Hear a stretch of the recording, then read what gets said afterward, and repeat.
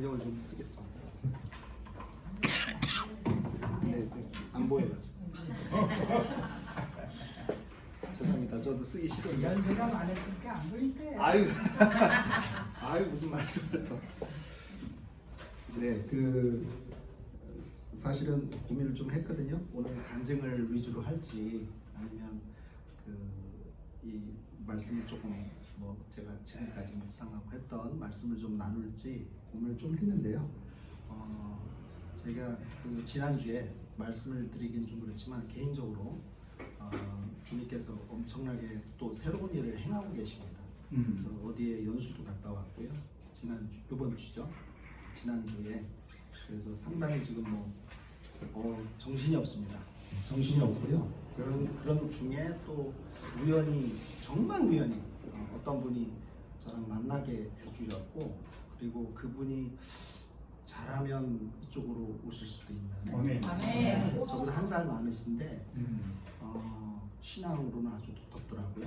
성경책도 갖고 다니시고 그러셔서 그분이 저랑 우연히 또 마주치고 또 여기에서 멀지 않아요. 그래서 그분을 만나게 해주셨고, 그분도 기도를 하시는 분인데 그렇게 해서 지난주에 일이 많았습니다. 조금 아쉬운 점은 아들이 자꾸 토요일만 되면 아파요. 그래서 지난주에도 또 아프다 그래가지고 왜 너는 토요일만 되면 아프냐 이런 좀 푸념이 있었는데 그래서 자 시작하겠습니다. 제가 이 블로그에 글을 조금 쓰고 있어요. 그래서 지금도 쓰고 있고 한 7년, 8년 정도 쓰고 있습니다. 그래서 그 중에 기록된 날짜를 보니까 2023년 1월 29일 날 아이디로 헤브니 튜터라는 이름으로 제가 블로그를 쓰고 있는데 그 글을 잠깐 읽고 오늘 일정을 마치겠습니다. 자, 어제 아들이 대입 실기 시험을 보고 왔습니다. 와서 하는 말이 다른 사람들은 시험을 준비하느라 학원에서 수개월간 교육을 받는데 자신은 전날 하루 공부하고 가서 시험을 치렀다고 하는데 정작 시험은 4분에 끝났고 준비했던 것과 다르게 그냥 용어에 관한 질문은 하나도 없고 현장에서 실제로 적용할 수 있는 그런 시험 위주였다고 합니다. 이게 뭐냐면 실기 시험 위주로 해서 이론을 물어봐야 되는데 이론은 하나도 안 물고 현장에서 어떻게 이걸 카메라는 어떻게 쓰고 이런 거를 위주로 질문을 했다고 그러더라고요. 근데 얘는 학원도 안 다니고 그냥 준비를 하루만 딱 하고 학원도 안 다니면서 가서 시험을 보고 왔어요. 떨어졌습니다. 참고적으로 대답을 잘 못해서. 그런데 하나님이 지금 대학을 인도를 해주셨거든요. 그때 대학을 다 떨어졌어요. 그런 와중에서 이제 저랑 대화했던 이야기입니다. 그러면 학원에 다니는 학생들이나 다니지 않는 학생들이나 별반 차이가 없었겠다고 말하니 그럴 것이라고 합니다. 우리도 이와 같이 하나님 앞에서 시험을 받습니다. 누구나 다 시험을 받죠. 한번 죽는 것은 정한 이치나 그 이후에는 심판이 있습니다. 말씀하셨습니다. 그런데 이 시험을 우리는 반드시 합격하고 통과해야 합니다. 하나님은 여러 번 기회를 주시지만 영원한 것은 아닙니다. 통과하지 못한다면 광야에서 결국 엎드러질 뿐입니다. 준비하는 시간은 길지만 심사는 짧은 순간에 이루어지고 그 심사 결과는 영원합니다. 시험은 출제자의 의도를 명확히 아는 것이 중요합니다. 실생활에 적용하는 믿음을 물어보시는데 종교적이고 율법적인 의를 공부하고 준비한다면 얼마나 무익하고 헛되겠습니까? 기상을 분별하면서도 시대의 징조는 분별하지 못한다고 주님으로부터 책망받았듯이 지금 이 시대에서 이루어지는 일을 보고도 일하시고 심판하시는 하나님의 손을 생각하지 못한다면 하나님의 시험에 불합격하는 것입니다. 지금 전 세계에서 일어나는 일은 하나님께서 행하시는 일이며 허락하시는 것입니다. 알곡과 쭉정이를 양과 염소를 가르는 시험입니다. 야고보서 1장 2절에서 4절 말씀, 내 형제들아 너희가 여러 가지 시험을 당하거든 온전히 기쁘게 여기라. 이는 너희 믿음의 시련이 인내를 만들어내는 줄 너희가 알미라.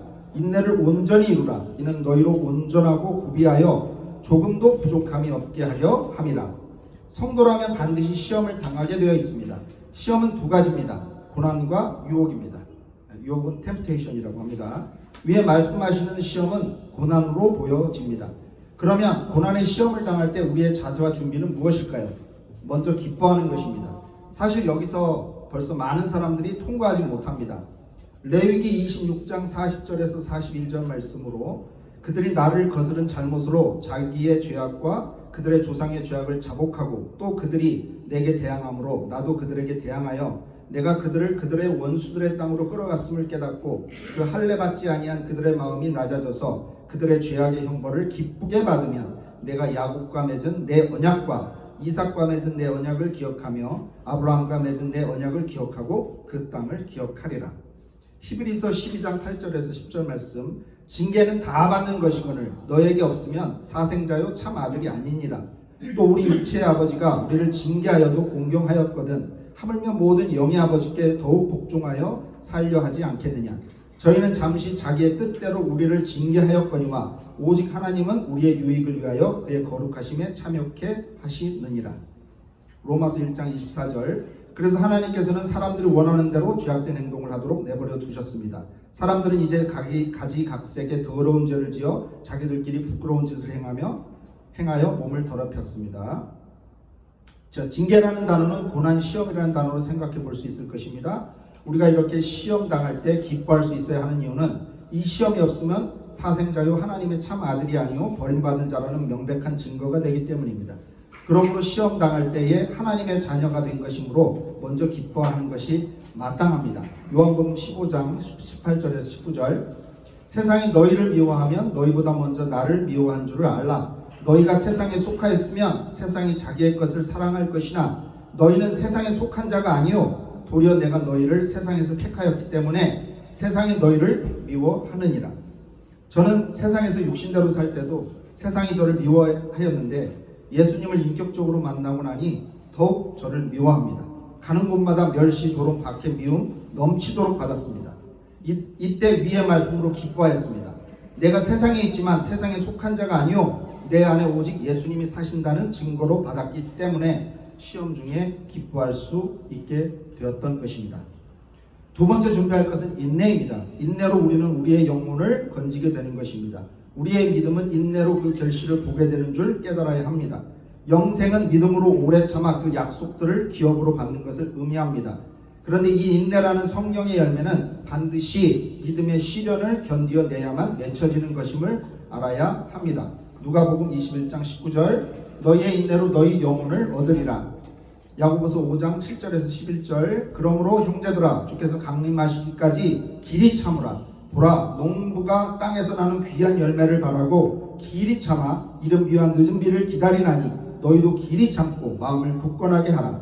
주의 강림이 가까우니라. 형제들아 서로 원망하지 말라. 그리하여야 심판을 면하리라. 보라 심판주가 문 밖에 서 계시니라. 형제들아 주의 이름으로 말한 선지자들을 고난과 오래 참음의 본으로 삼으라. 보라 인내하는 자를 우리가 복되다 하나니 너희가 욥의 인내를 들었고 주께서 주신 결말을 보았거니와 주는 가장 자비하시고 긍휼히 여기시는 이시니라. 자, 시간 관계상 좀 넘어가고요. 데살로니가 1장 4절 말씀 그리하여 너희가 견디는 모든 박해와 환난 가운데서 너희의 인내와 믿음에 대하여 하나님의 교회 안에서 우리 스스로 너희를 자랑하느니라. 자, 세 번째 시험 당할 때 우리는 하늘의 큰 대제사장 되시며 우리의 연약함을 동정하시는 주님을 의지하여 긍휼하심을 받고 때를 따라 돕는 은혜를 얻기 위하여 은혜의 보좌 앞에 담대히 나아가야 합니다.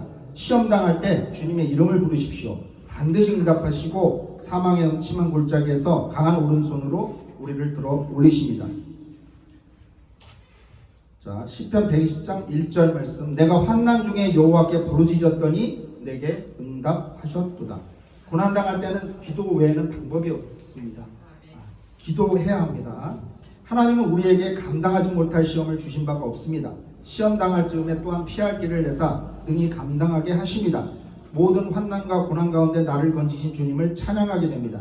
시험 당할 때 문제가 되는 것은 낙심하고 절망하고 포기하는 것과 자기 힘, 자기 지혜, 자기 노력으로 시험을 이기고 문제를 해결하려고 하는 경우입니다. 이것은 더욱 문제를 꼬이게 만들 뿐입니다. 그 문제를 허락하신 분이 주님이시기 때문입니다. 그러므로 그 문제 해결은 주님만 가능하십니다. 사방이 막히고 도와줄 이도 없고 살 소망마저 끊어질 것 같은 상황에 놓여 있습니까?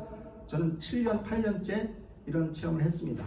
앞뒤 뒤 아래 다 막혀있는 그런 체험을 수도 없이 해봤습니다.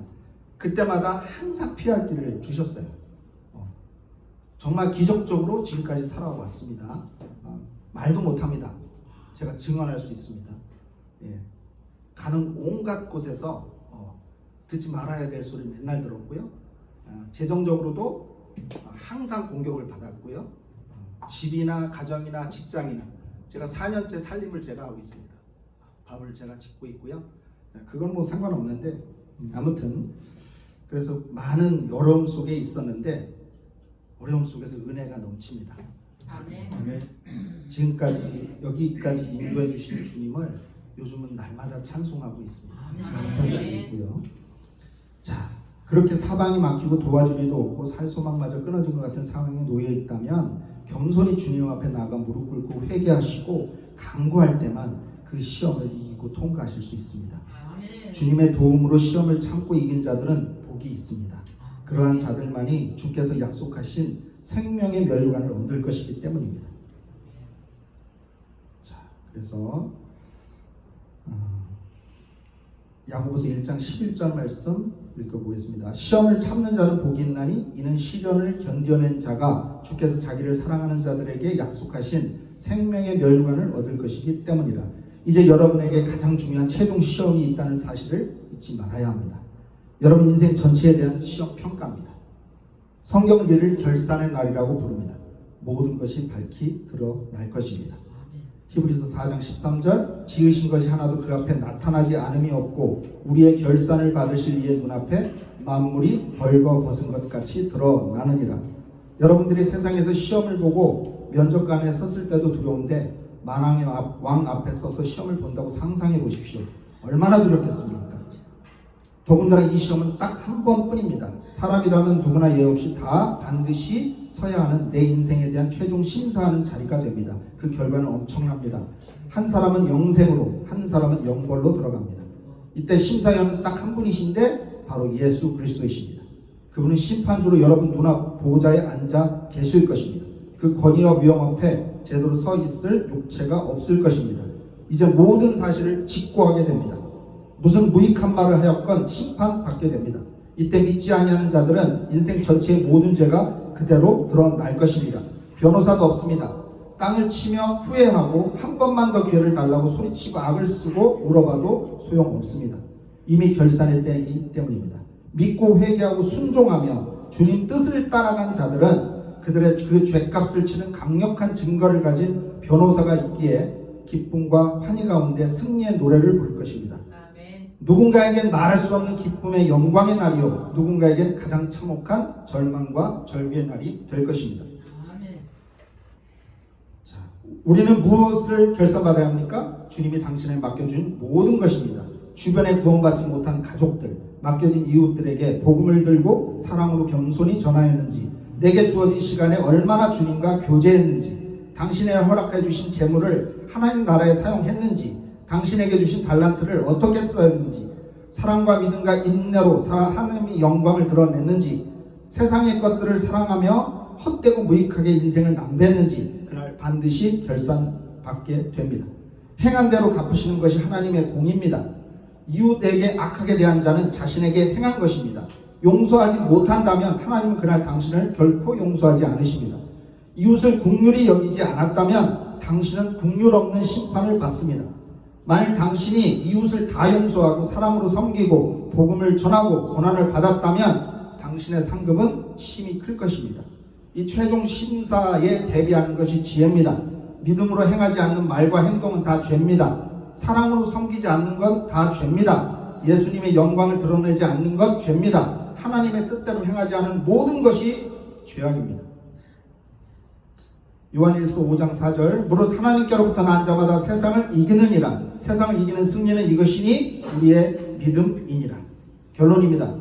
여러분 시험 당할 때 기뻐하십시오. 인내하십시오. 우리를 동정하시고 위하시는 전능하시고 선하신 주님만 의지하십시오. 마지막 시험의 결산의 날을 대비하십시오. 어떻게 준비합니까? 주님과 친밀한 가운데 동행하기를 힘쓰십시오. 이를 위해 회개의 열심을 내십시오. 기도하십시오. 말씀을 묵상하십시오. 진리의 사랑으로 믿음으로 나의 손과 발을 수고하게 하십시오. 길이요 진리요 생명 되시는 주님을 전하시고 주님의 말씀을 전하는 것이 하나님을 사랑하고 이웃을 사랑하는 겁니다. 이런 자가 계명을 지키고 예수 증거를 가진 자, 심판대 앞에서 평강 가운데 기쁨으로 서게 되는 구원받은 백성입니다. 모든 일을 믿음으로 말하고 행하십시오. 하나님의 뜻대로 행한다는 뜻입니다. 때가 가깝습니다. 때가 악합니다. 우리는 정신을 차리고 깨어 기도하고 주님 앞에 책망받을 일이 없도록 평강 가운데 서도록 힘써야 할 줄 믿습니다. 이상입니다. 아멘.